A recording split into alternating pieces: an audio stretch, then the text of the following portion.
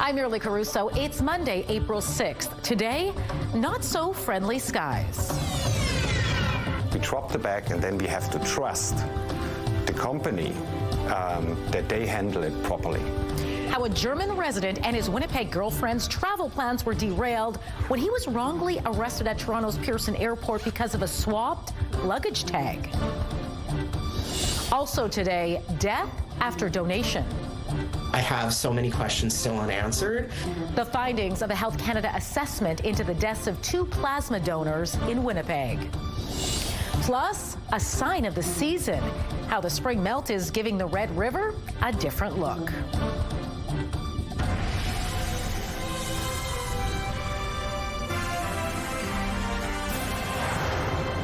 Good afternoon. Thanks for joining us.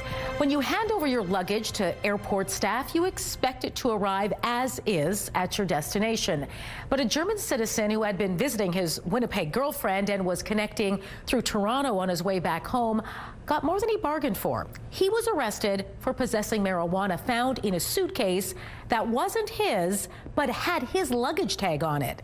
Standing by live with the details is CTV's John Hendricks. John, how could this happen? Marilee, according to the RCMP, an Air Canada employee is to blame. Now, it all started when Jan Bowman was visiting his girlfriend, Charlene Ranadira, in Winnipeg. Now, the pair were slated to head to Germany on February 19th, so the pair could spend some time there with Bowman's family. Now, when they arrived in Toronto, everything appeared normal. But after going through the gate to the plane, he says Border Control agents looked at each other, nodded, and then immediately handcuffed him. They pulled him up against the wall and told him he was being detained. Bowman says that he told them his girlfriend was still on the plane. Meanwhile, Ranadira was then told by CBSA officers that she was being detained by association for the trafficking of cannabis, an accusation that was absurd to the pair, who say it's not something they partake in. Bowman said that they were waiting 6 hours until the RCMP arrived. Ranadira was allowed to go, and he was further detained for a total of 12 hours, where he went through a series of questioning. Now, after investigating, the RCMP determined he was innocent. Now Bowman is calling on Air Canada to take responsibility for his ordeal. We drop the bag and then we have to trust the company that they handle it properly without these things to happen in the end. And this trust is a little bit lost. It's not an anger, but it's a loss of trust there, because beyond this point, we cannot do anything anymore. And we have to trust the company. And without feeling anger, I still think that Air Canada should feel accountable. So the question is, how could something like this have happened? Police told Bowman that an Air Canada employee working in the baggage room had cut his bag tag and put it on a big suitcase, which is where over 30 pounds of cannabis was found. Yikes. Okay, John, how did this couple prove their innocence then? Well, they were able to utilize, get this, doorbell camera footage in order to prove that Bowman had only left to the airport with a large backpack and not the suitcase in which the drugs had been found in. Now, this story keeps getting crazier, though. CTV's Harrison Shin will have all the details on that coming up at 6. All right, looking forward to it. Thanks, John. A suspect in a 2024 homicide in Winnipeg and one of Canada's most wanted has been arrested in BC. The Combined Forces Special Enforcement Unit of BC found Chad Jason Dandan during a patrol 2 weeks ago. Dandan was the 7th most wanted suspect in Canada. Authorities previously said he was wanted in connection to the death of an Ontario man, Zayad Shamo, back in September 2024. Winnipeg police say Dandan was turned over to the Major Crimes Unit and flown back to Winnipeg. He now faces first-degree murder, kidnapping, and extortion charges and remains in custody. No charges have been tested in court. Health Canada says the deaths of 2 plasma donors in Winnipeg are not connected to the donation itself. In an email, a spokesperson for Health Canada says the assessments of the 2 deaths, one in October, the other in January, have now been completed. The federal department visited 2 Grifols sites in Winnipeg and found some non-compliance issues, which it requested Grifols develop a plan to fix. We're told that is now underway, but the Manitoba Health Coalition isn't satisfied. I have so many questions still unanswered. And as we've called from the beginning for an independent judicial inquest to let the medical examiner in Manitoba get to the bottom of this, I think we need this for public trust. In a statement, Health Minister Yusoma Asagawa says all options remain on the table, adding the findings will be reviewed to determine what the next steps are. CTV News reached out to Griffles for comment. We're still waiting to hear back. Double-digit temperatures are on the way, and the warmer weather is adding to the spring melt. Check out the Red River by the Forks. Open water is now visible as that ice starts to break up, forming piles along the shoreline. What appears to be a melting snow structure is also rising among the ice. The city warns to use caution around rivers and retention ponds and to stay off the ice. Well, have you ever wondered how people in the Victorian era would have dyed their eggs for Easter? Dalvin Art Museum opened up its kitchen to the public this weekend to show just how it was done. So I've got some blueberries, I have turmeric, some red cabbage.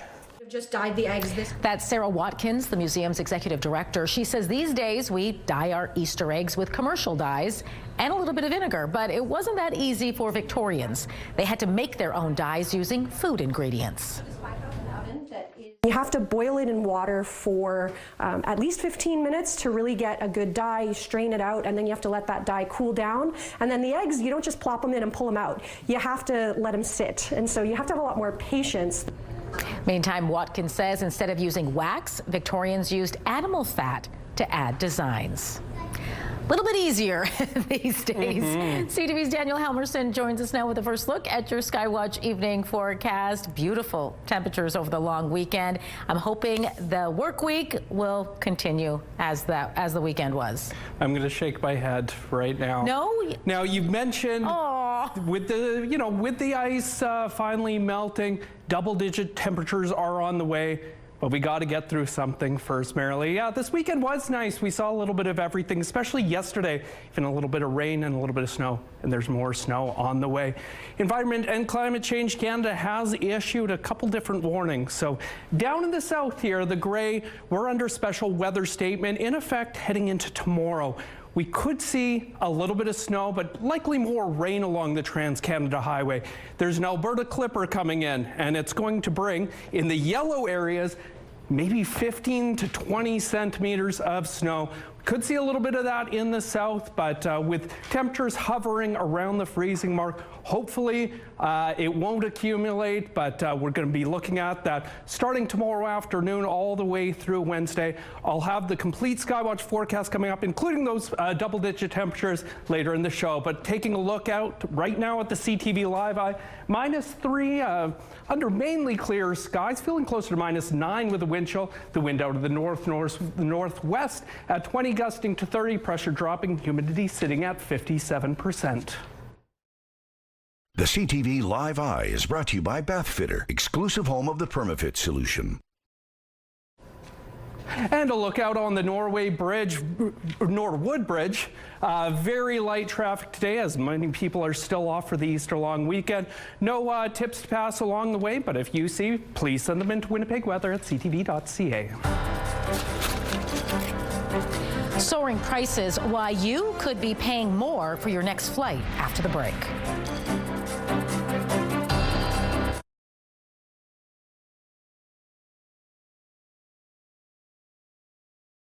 Get Winnipeg's top stories, breaking news alerts, and watch live. Download the CTV News app. Stocks and oil prices flip-flopped today ahead of Donald Trump's deadline to attack Iranian power plants. BNN Bloomberg's Lindsay Biscaya has more. The U.S. stock market in particular made only hesitant moves today ahead of Tuesday's deadline. Equities rose for a fourth straight day, with the S&P 500 seeing its longest win streak since January. The TSX also continued to recover for a fourth consecutive session. Meanwhile, oil climbed once again, and bonds and the dollar wavered. And here are the closing numbers for the day. The Canadian dollar is up, sitting at 71.86. West Texas Intermediate climbed 87 cents. Western Canadian Select is also up more than $5 to 80.51. And the TSX finished the day higher, just over 33,000. Those are your business headlines. I'm Lindsay Biscaya. The Ukrainian community organized a field search to find a missing 30-year-old newcomer. Friday at St. Vital Park, around 100 volunteers gathered to search for Anatoly Ischenko. He came to Winnipeg after the war started. Ischenko was looking for medical treatment at Victoria Hospital for his panic attack in January and went missing after he was discharged. One of the organizers say she is grateful for everyone who showed up, leaving everything behind on Good Friday. Everyone can feel this with their hearts and souls, because to be alone in the country, right, in a new country, without anyone, without friends, family, and going through so many struggles that a lot of Ukrainians going through right now. Ischenko is described as 6'1" with a thin build, brown hair, and brown eyes. Anyone with information is asked to contact the Missing Persons Unit. Universities across Canada are offering some international students extra supports as the war continues in the Middle East. The University of Victoria is offering support to students who have links to Iran on a case-by-case basis. Queen's University is giving some students extensions on tuition and fee payments with expanded access to mental health supports. Carleton University is giving students flexibility on filing admission documents and exam deferrals, and McGill University students from the Middle East have special access to academic accommodations and mental health resources. Soaring fuel prices have pushed WestJet to make some changes. Starting Wednesday, the airline is adding a $60 temporary fuel surcharge on all bookings made with companion vouchers. WestJet says it will continue to assess the surcharge and adjust as conditions allow. The airline is also reducing the number of flights offered in April and May. It says most guests impacted by the changes have been offered new accommodation options. The reductions amount to about 400 fewer flights in April and around 1,000 fewer flights in May. Industry experts are now urging travelers to ensure their travel purchases as the impact of the war in Iran begins to ripple through Canada's aviation sector. It's 2 steps forward, 1 step back for the Winnipeg Jets, who are in another do-or-die matchup tonight against the Seattle Kraken. Head coach Scott O'Neill says forward Morgan Barron is out week to week after sustaining a lower body injury during Saturday's Columbus game. But 2 other veteran players are returning to the lineup. Starting the season, I knew I had to kind of get 31 games in to give myself to play 1,000 games, and then you're kind of so close for the Olympics, so try to grind that one through as well. And then there was a time where the last time you drained and it just wasn't going the way I was hoping for, and so I felt like it was time to get it done. Winger Nino Niederreiter is back after a month on the injured reserve list after undergoing knee surgery. In hindsight, he says he wishes he'd done it sooner, but was eager to log his 1,000th career game and take part in the Olympics, both of which may have been uncertain if he had surgery prior. And Vladislav Namestnikov is rejoining the team after more than a month after sustaining a lower body injury. Head coach Scott O'Neill says he's grateful to have both back in the lineup, but is encouraging them to ease into things tonight. I just said to them, talked to them both there this morning, just said, pace yourself early, especially don't get caught out in long shifts. The other side is stay on the right side of people, because when you're fresh and around and you're playing, you might be able to, those 2 or 3 extra steps, you're going to catch a guy, a D-man jumping or whatever it might be on the forecheck. Just recognize where you are on the ice. Don't get yourself in too many of those foot races early on. The Jets are still 3 points out of a wild card spot and will need to hop over 4 other teams to advance to the playoffs. They're also sitting 3 points ahead of tonight's opponent, the Kraken, who are in the midst of a 4-game skid and no doubt hoping to close the gap.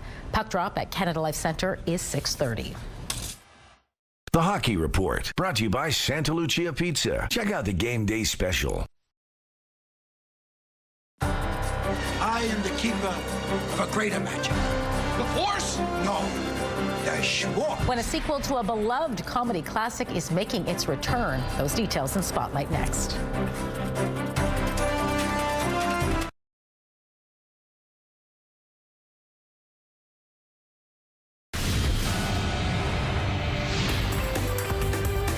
Spotlight sponsored by the Casinos of Winnipeg, presenting Andre-Philippe Gagnon. Daniel Helmerson is back now for Spotlight, and the record-setting space adventure that topped the box office the last 2 weekends has just been beaten out by another record-setting space adventure. That's right, it's a me, a Mario. The Super Mario Galaxy movie had a huge debut. The animated sequel blasted off with $131 million from Friday through Sunday and $190 million since opening on Wednesday. Project Hail Mary lost its crown but earned another $30.7 million, taking its domestic total to $217 million. And the drama, starring Zendaya and Robert Pattinson, opened in third place, racking up $14.4 million. All right, now to some exciting news for my generation. We now know when the Spaceballs sequel will happen. You bet. The long-awaited follow-up to the Mel Brooks Star Wars parody is due in theaters, folks, April 23rd, 2027. That's 2 months shy of the original comedy's 40th anniversary. Spaceballs, the movie. Princess Vespa spaceship within range, sir. Good. Bill Pullman, Rick Moranis, Daphne Zuniga, and Brooks, who's now 99 years old, returned to join a bevy of new cast members. The Spaceballs sequel still doesn't have an official title. Can't wait. Well, we are getting a better look at season 2 of the comedy drama Beef. I haven't watched this one, but I've heard great things. Yeah. Well, Oscar Isaac and Carey Mulligan are reunited on screen. They're playing a married couple who aren't as perfect as they seem. Band-Aid for what? For the immense pain of knowing that you picked the wrong person. Season 1 of Beef cleaned up during award season, so expectations are high with a new cast and storyline for the anthology series.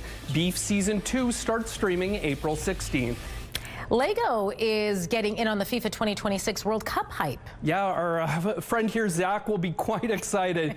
They're collaborating with 4 of the biggest soccer stars in the world. So sets celebrate Vinicius Jr., Kylian Mbappe, Lionel Messi, and Cristiano Ronaldo will soon be available. 4 sets feature letter-shaped designs representing each of them for about $40. There will also be display models of Messi and Ronaldo for about $110, and each player will have their own minifigure within the smaller sets. Pretty cool. Very cool. Thanks, Daddy. Your Monday primetime lineup kicks off with Extracted at 7, Memory of a Killer follows up at 8, and Catch the Rookie at 9. It's all right here tonight on CTV. CTV Primetime Lineup, brought to you by the Parkway Retirement Community. Welcome home. A look out at Portage Avenue near Polo Park. Not a lot of traffic to show you. -3 here in Winnipeg with the wind out of the north-northwest at 20. I'll have your complete Skywatch forecast coming up.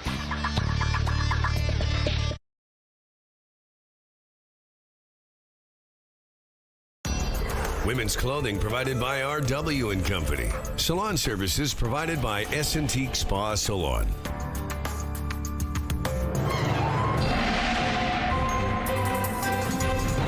CTV Skywatch weather brought to you by South Beach Casino and Resort. Visit southbeachcasino.ca. It was a really nice sunny day here in southern Manitoba, but didn't feel like it. It was only got up to around +1 this afternoon.